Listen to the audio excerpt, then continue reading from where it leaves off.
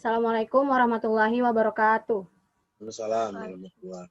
Kami dari kelompok 2 ingin mempertanyakan mengenai akuntansi syariah dengan konvensional. Pertanyaan pertama adalah, apa itu akuntansi atau audit dan urgensinya dalam dunia ekonomi? Ya, baik. Jadi akuntansi dan audit adalah dua bidang ilmu yang berpasangan dan ini sangat penting dalam dunia bisnis. Ya. Di akuntansi adalah alat untuk mencatat transaksi keuangan yang bisa dijadikan sebagai alat ukur, ya, alat ukur oleh manajer, ya, atau dikatakan sebagai informasi bagi pihak stakeholder. Di laporan keuangan itu kan banyak stakeholdernya. Ada pemegang saham, ada manajer, ada karyawan, ada calon investor. Jadi sehingga dengan adanya akuntansi, maka ini bisa sebagai alat untuk mengambil keputusan ekonomi. Ya. Itu akuntansi. Kemudian audit apa? Di audit adalah pemeriksaan terhadap laporan keuangan. Ya.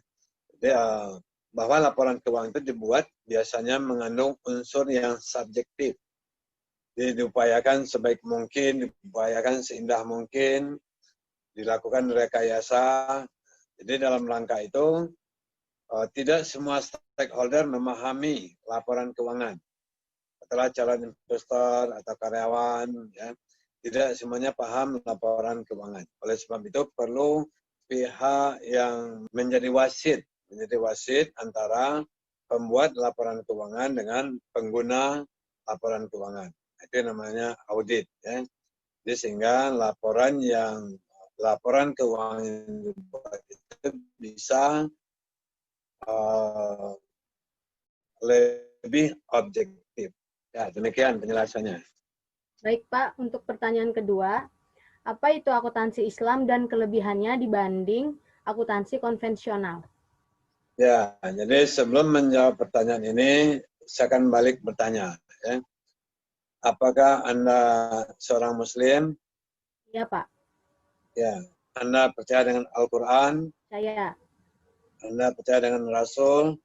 Percaya. Ini landasannya. Ya. Bahwa perbedaan akuntansi Islam dan akuntansi filosofinya. Bahwa akuntansi Islam berangkat dari Al-Quran, hadis, dan juga termasuk ijtihad para ulama. Ya. Makanya saya tanya dulu, Anda yakin nggak dengan Al-Quran? Coba Anda baca di surat Al-Baqarah 282. Ya. Kemudian ada surat An-Nisa 29. Itu tugas Anda nanti itu, ya. Jadi cari surat itu nanti. Kemudian surat As-Surah. Saya hanya ingin menyampaikan intinya. Di surat Al-Baqarah 282 itu disampaikan, ya, dalam satu ayat itu terdapat 10 tulisan perintah Allah, tulislah. Ya. Jadi untuk lebih ini saya bacakan artinya. Hai orang-orang yang beriman, apabila kamu bermuamalah tidak secara tunai dalam waktu yang ditentukan, hendaklah kamu menuliskannya. Ya. Kamu menuliskannya dan hendaklah seorang penulis di antara kamu menuliskannya dengan benar dan seterusnya. Ya.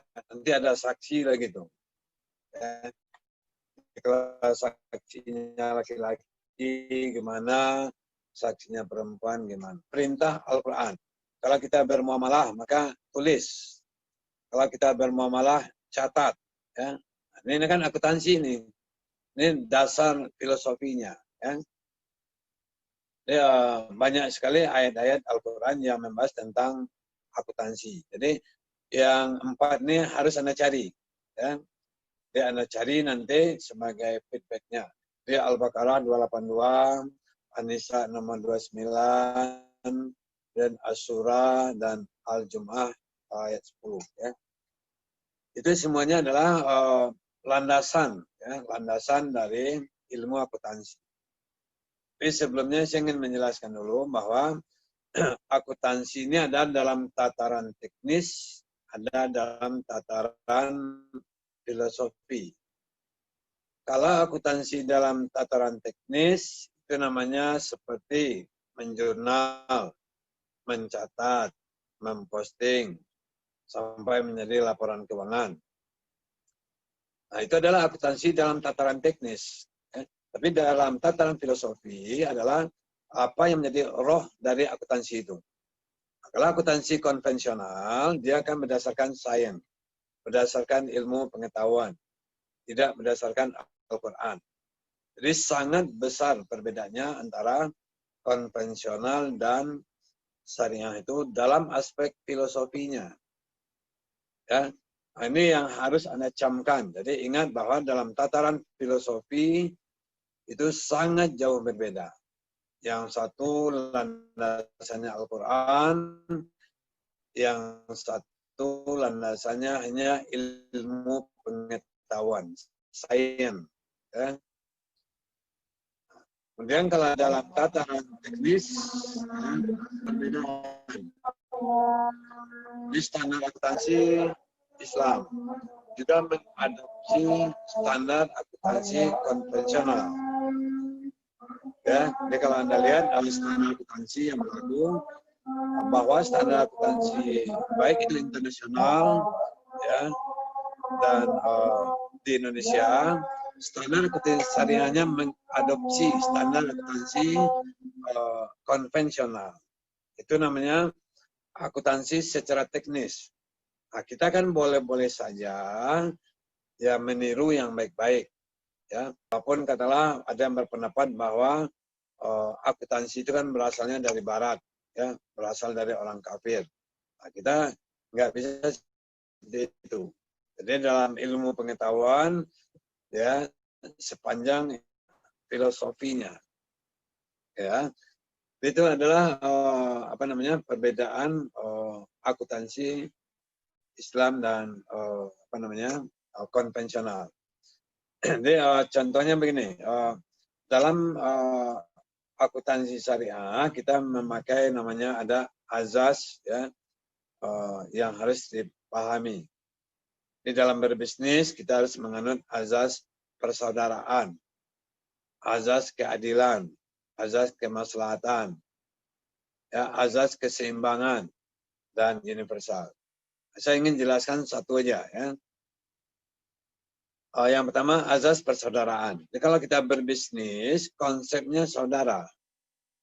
Apa artinya konsep saudara? Jadi kalau kita bertransaksi dengan pembeli, maka pembeli itu adalah saudara kita. Nah, kalau yang membeli saudara kita, mau nggak Anda menipu dia? Mau nggak Anda mencurangi dia? Ya, mau nggak Anda membohongin dia? Nah, tentu tidak. Ya. Jadi inilah konsep bisnis dalam syariah. Jadi kita berbisnis, tapi azasnya adalah persaudaraan. Kita nggak mau dirugikan, juga nggak mau merugikan. Kita nggak mau dibohongin, juga nggak mau membohongin. Ya. Jadi ini adalah contoh azas persaudaraan.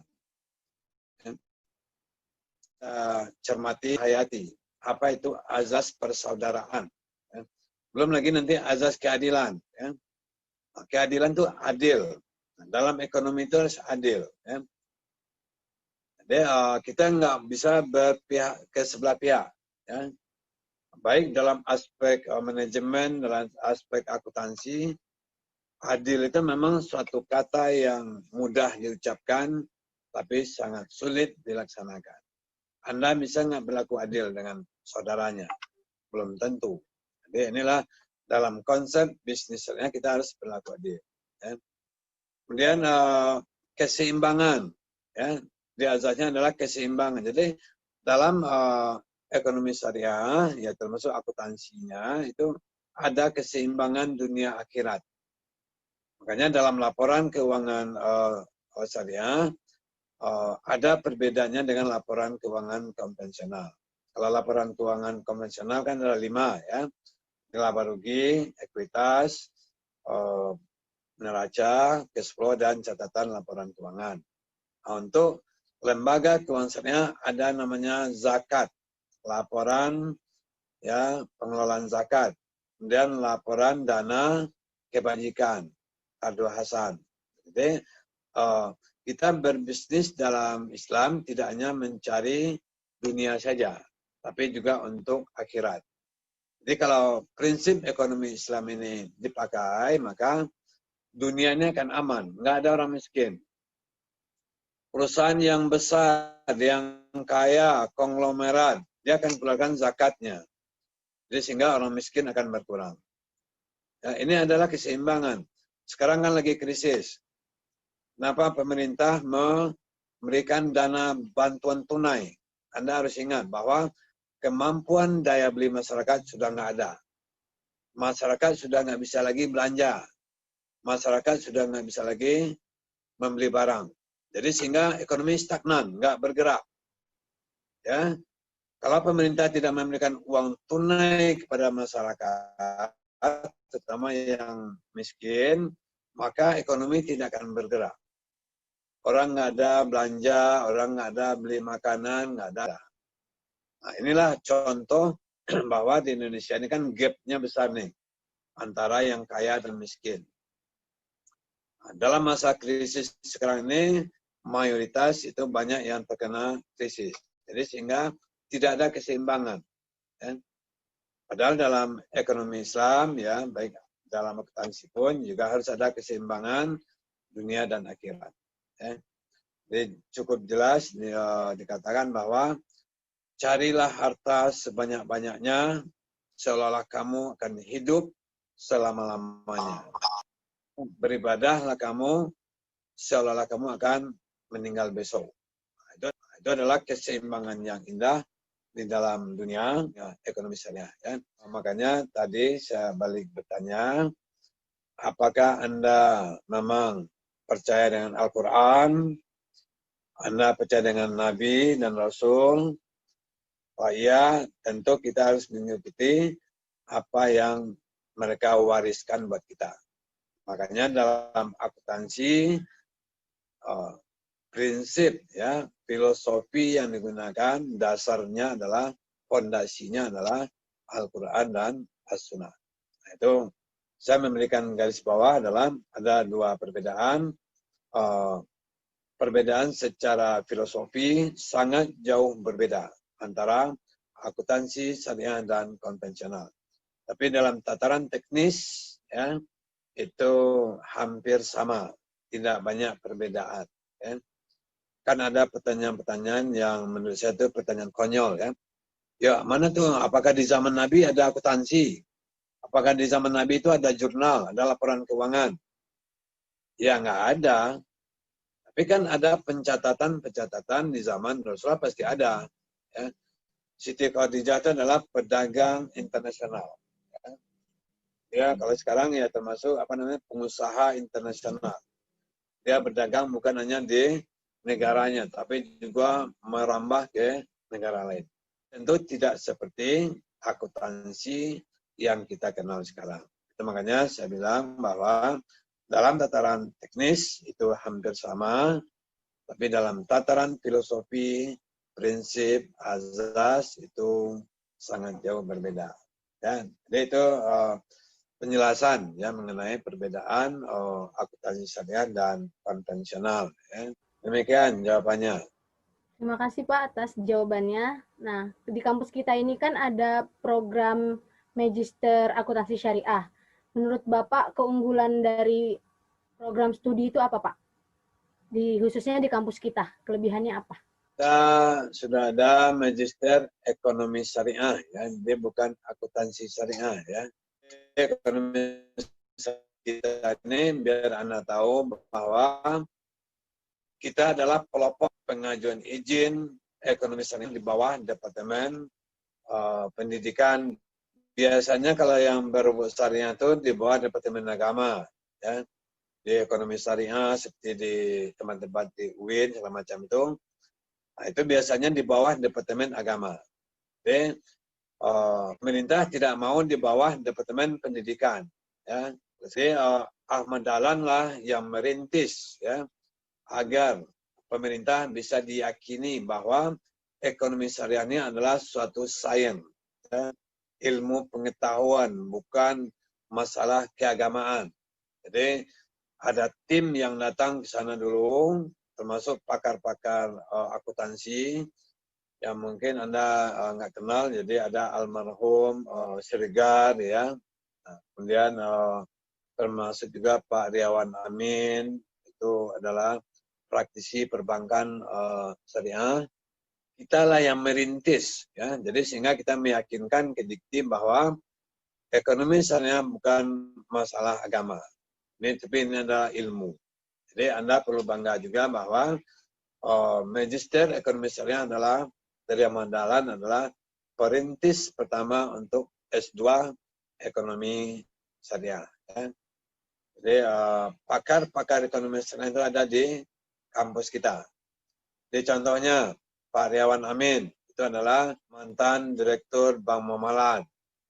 Kemudian Pak Fatur, ya, itu adalah Majelis Ulama Indonesia yang membidangi fatwa. Jadi yang mengeluarkan fatwa-fatwa itu dari beliau. Kemudian ya termasuk juga Pak Akhir Ilyas adalah mantan Deputi Gubernur BI.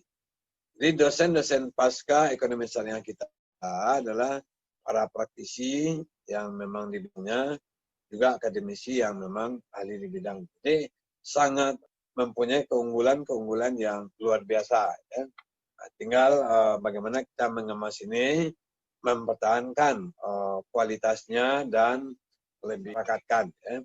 Jadi Anda harus bangga bahwa Magister Ekonomi Syariah Ahmad Dahlan adalah perintis pertama adanya Magister Ekonomi Syariah di Indonesia. Ya. Jadi kita adalah perintisnya. Ya. Jadi kalau perintis tentu diharapkan lebih baik, lebih berkualitas dari yang lainnya. Ya.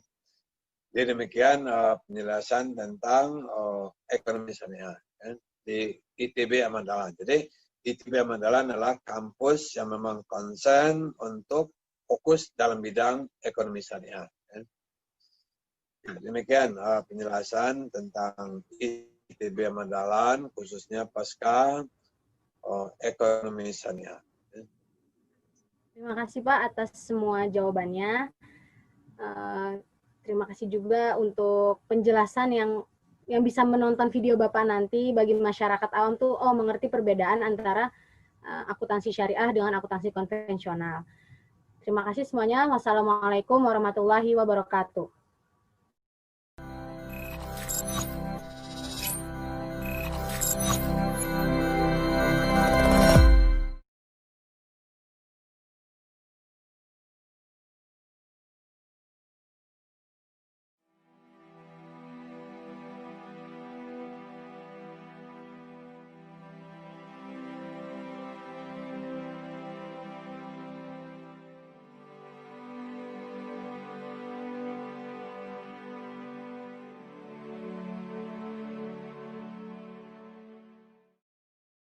This is the place for you to achieve your dreams. The vision of ITB Ahmad Dahlan is to be an excellent college on technology and business field, which competency is based on progressing Islamic values and also has an international reputation. Officially founded on January 1st, 1968, with formally named as Muhammadiyah Bank Academy, ITB Ahmad Dahlan Jakarta keeps developing toward socio-technopreneur university. ITB Ahmad Dahlan has 9 study programs, ranging from diploma, Sharia Finance Master Study, graduates programs such as Technology of Information, System of Information,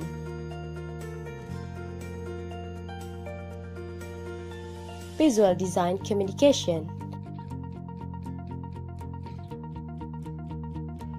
Architecture, Management, Accounting,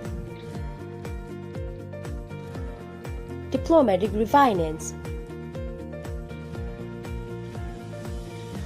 banking, and also accounting. Assalamualaikum warahmatullahi wabarakatuh. Welcoming to ITB Ahmad Dahlan Jakarta, Institute of Technology and Business Ahmad Dahlan Jakarta. This campus develops scientific competencies and skill in technology and business to respond to the development of the digital economy era. ITB Ahmad Dahlan Jakarta has two faculties, namely the Faculty of Digital Economics and the Faculty of Engineering and Design, and then have 9 departments. Let's join ITB Ahmad Dahlan Jakarta Socio-Technopreneur University. Top! Moreover, ITB Ahmad Dahlan has good accreditation for its institution, and each study program categorized very well from the National Accreditation Board of Indonesian Higher Education or BNPT. Every program study in ITB Ahmad Dahlan has a complete facilities and infrastructure, such as computer laboratories, mini-bank laboratories, accounting laboratories, picture studios, photo studios, and other facilities and infrastructure. Internationalization becomes the ITB Ahmad Dahlan vision. ITB Ahmad Dahlan has collaboration with various foreign universities. We have made various achievements. The spirit of creativity and innovation of the lecturers and students has resulted in awards at various national and international levels. Students and lecturers continue to collaborate in developing research and community service and preaching and practicing Islamic progressive values. Saya yakin bahwa kesuksesan dan keberhasilan adalah milik semua orang. Di sini kami dibentuk menjadi pribadi yang sukses dan berkarakter. Kami juga dididik menjadi ilmuwan yang menjunjung tinggi nilai-nilai. Saya merasa beruntung dan bangga bisa kuliah di ITB Ahmad Dahlan. We are ready to create and build civilization. ITB Ahmad Dahlan Socio-Technopreneur University.